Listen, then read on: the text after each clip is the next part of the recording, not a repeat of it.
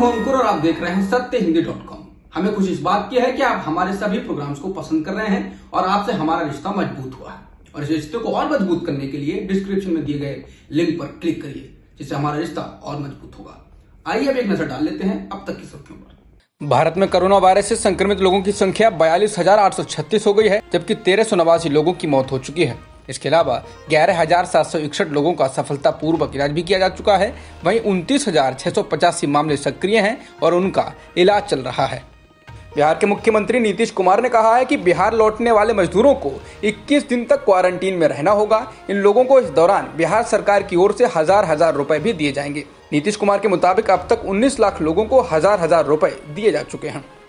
मुख्य विपक्षी राष्ट्रीय जनता दल के नेता तेजस्वी यादव के जोरदार हमले से तिलमिलाई बिहार सरकार ने कहा है कि बाहर से लौटे मजदूरों को रेल भाड़ा वापस कर दिया जाएगा। इतना ही नहीं, हर मजदूर को इसके अलावा 500 रुपए अलग से दिए जाएंगे ताकि वह बगैर किसी दिक्कत के अपने घर पहुंच जाए। मुख्यमंत्री नीतीश कुमार ने कहा कि हमने छात्रों को मुफ्त उनके घर पहुंचाया, अब ये सुविधा प्रवासी मजदूरों को भी दी जाएगी। घर भेजे जाने की मांग को लेकर प्रवासी मजदूरों ने सोमवार को एक बार फिर गुजरात के सूरत में जोरदार हंगामा किया। मजदूरों को तितर-बितर करने के लिए पुलिस ने आंसू गैस के गोले छोड़े। प्रवासी मजदूरों की मांग थी कि उन्हें उनके घर वापस भेज दिया जाए। सूरत के कडोदारा इलाके में सोमवार दोपहर को बड़ी संख्या में प्रवासी मजदूर इकट्ठा हो गए और उन्होंने घर जाने की मांग की।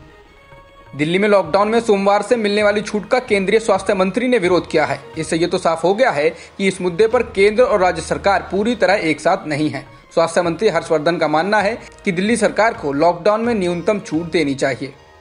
लॉकडाउन के तीसरे चरण की शुरुआत के पहले दिन शराब की दुकानों के सामने लंबी लंबी कतारें लगी हुई दिखाई दी। इस दौरान सोशल डिस्टेंसिंग की जमकर धज्जियां उड़ाई गईं। भारी संख्या में लोगों के जुटने से पुलिस को भी काफी दिक्कतों का सामना करना पड़ा और कई जगहों पर लाठीचार्ज तक करनी पड़ी। यही नहीं, कई जगह पर शराब की दुकानों को बंद तक करना पड़ा।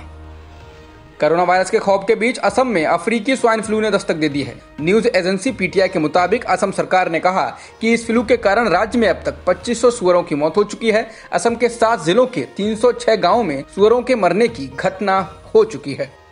कांग्रेस प्रमुख सोनिया गांधी ने प्रवासी मजदूरों को अपने गृह राज्य छोड़ने के लिए रेलवे की ओर से किराया वसूलने की कड़ी आलोचना की है। उनकी ओर से जारी बयान में कहा गया है कि प्रदेश कांग्रेस कमेटी की हर इकाई सभी जरूरतमंद मजदूरों की घर वापसी के लिए रेल टिकट का खर्चा देगी।